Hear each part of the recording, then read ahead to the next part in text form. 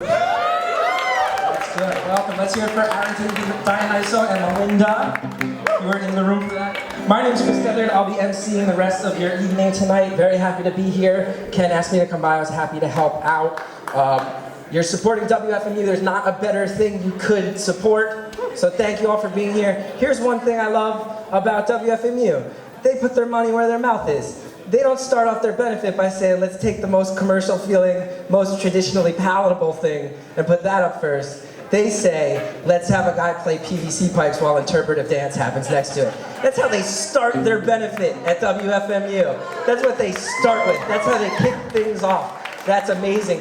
Ken asked me to be here. He warned me, he said, emceeing this will largely mean talking while people run to the bathroom and bar in between bands. I get that. I'm not offended. I feel like not only am I psyched to support an organization that I have so much love for, I feel like I owe penance. I feel like I sort of had to say yes. I grew up in West Orange, New Jersey, one town over from WFMU.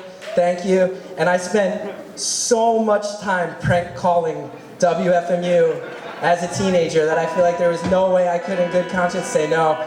Christie's Aerial View, I personally ruined that show a number of times. My brother, I did prank call Christie a lot. My brother pranked Gerard Cosloy and infuriated him so much that he called back our house on the air and was removed from the station. So my brother ruined a good show, and I feel like I have to be here tonight and help out and do my part. We've got a lot of great bands coming up. Before we do, I want to do as much as I can to get as many people in the room as possible and to get as much energy in the room as possible. I brought some free shit. I'm gonna give it away. This is actual shit from my actual bedroom. Is there anybody who would like to win some free shit right now? Okay, wonderful. The first thing I brought is a book. I just finished it. It's called Marvel Comics, The Untold Story. I read it on a plane. I would say this book is solidly okay if you're into Marvel Comics. That's what I would say. That being said, I hope everybody takes a chance to win it. To win it, you have to answer a real life question. You have to answer trivia that's based on my real life, which no one would know. But whoever gets closest will win this book, which, as I said, is an admittedly pretty decent book about the history of Marvel Comics, arguably the best comic book company of all time. Here's the first question to win exclusively this book that I found pretty good. Earlier this summer, I was dating a girl. We got in a fight on the sidewalk in front of my house. Objectively, and I'm a person who can admit when I'm wrong. I felt like the things I was saying made more sense. That being said, she definitely still won the fight. Why was that? Why did she win a fight even though I feel like I was correct? Anybody? Yell out a guess and you could win this book. Because she's a woman. Incorrect. She probably would have won anyway, but that was not why in that case. Another guess? She cried. She did not cry. She did not kick me in the nuts? You came closest. I looked down and I was standing with both feet in a cartoonishly large pile of dog shit. Congratulations. Getting kicked in the nuts is closest. I hope you enjoy that book. It talks about like Jim Starlin, Marv Wolfman, all the old comic book writers. Second thing, this is another book off my bookshelf. This is The Pacific, which HBO based their second best World War II series, miniseries on, which is a good thing. I have 2 copies of this. One was given to me as a gift. The other I had bought already. So to win this copy of The Pacific, which later turned into HBO's second best World War II miniseries, ladies and gentlemen, just last night, I was at a Rite Aid and I went to buy an item, a 10-pack of an item. And at the counter, I had to, in really shameful fashion, say, no, thank you, I don't need that. Because I was very surprised that this item, it was $44 for a 10-pack. Can anyone guess what that item is? What was that? What kind? You got condoms. What kind? No. Magnum they don't charge extra for. What's that? Flavored? No, lambskin. You have one, gentlemen. Why was I trying to buy lambskin condoms? Who has ever used one of those? I was like, maybe that'll feel better. And then I got to the counter and they said $44. And I was like, you're out of your fucking mind. An animal had to die. An animal had to die for that. $44? I don't think so. I think I'll stick to the ones that break and are unreliable. Thank you. Okay, this next one, I'm interested to see how this goes. This is a copy of Morrissey's 2004 album, You Are the Car. And at a WFMU event, here's the thing about this item. Anybody who likes Morrissey already has owned this for 8 years. You bought it the day it came out. anybody in this room who doesn't like Morrissey really doesn't like Morrissey. This is a discerning music crowd. I like Morrissey. I have a Smiths lyric tattooed on my bicep. I got that this summer. I'm 32 years old. I didn't need to get a Smiths tattoo. I already had one Smiths tattoo. Didn't need to do that. I moved to Greenpoint, Brooklyn this summer, bought these glasses, and got another Smiths tattoo. I'm the worst. I'm the worst thing about Brooklyn. I'm the worst. Okay. To win a Morrissey album that I assume most people in here either already own or actively do not want, here's the final question. I played basketball recently. I went to shoot a three-pointer, my opponent blocked me, which is embarrassing to have a three-pointer block. Then my opponent chased down the ball, got it as I grabbed for it. Then my opponent dribbled down court, stepped back, shot the same shot while grinning at me, and then made fun of me. It's even worse than it sounds. Can you guess why? Dwarf, great guess. My brother, better guess. That would be humiliating. No? What's that? It was your ex-girlfriend.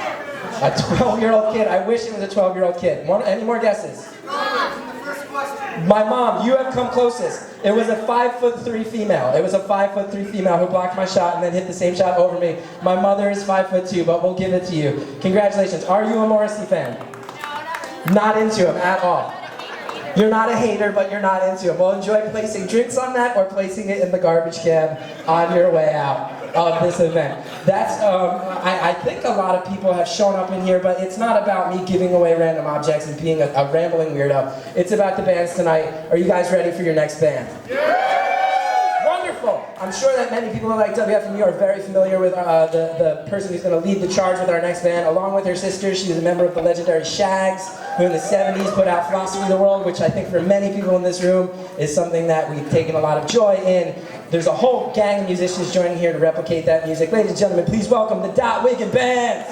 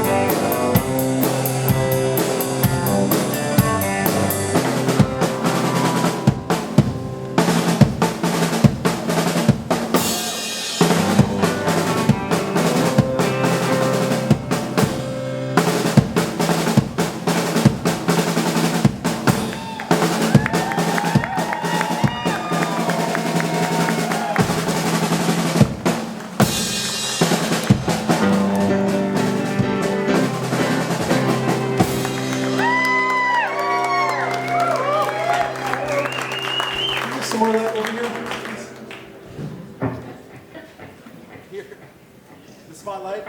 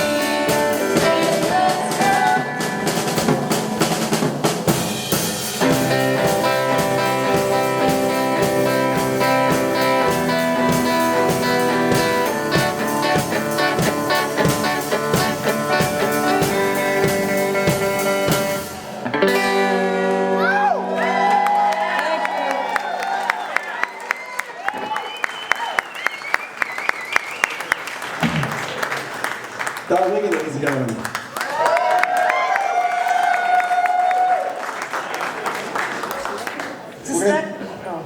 No. This next song I wrote in memory and honor